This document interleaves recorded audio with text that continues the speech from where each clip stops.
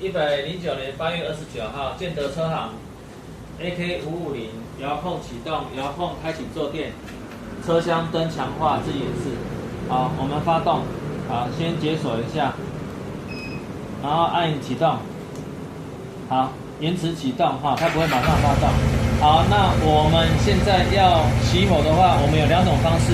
第一个就是我们可以按这个开启车厢的按键，它自动会熄火，而且并一起转为静音功能哈。好，我们开启坐垫，哦，它自己会熄火。然后我们顺便看这个车厢灯哈，强化的车厢灯这么亮哈。好，我关灯试试看。哦，再更哈，好，再更哈。好，我开灯。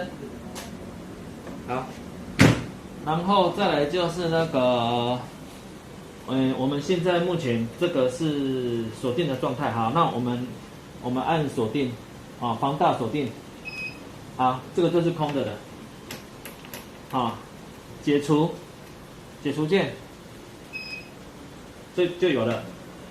啊，好，那个遥控启动之后，要熄火，可以直接按解除键，好，它就直接熄火了。也可以按开启坐垫跟静音功能，静音功能同一个按钮，按下去它也会熄火，而且并保持静音，好，那就然后还有那个整合钥匙。我们把后车厢的钥匙整合在这里。好，那很方便哈，什么车厢的钥匙都可以整合哈。来收起来哈。好，拍一下，好，拍一下。这个是改良版新版的遥控钥匙哈。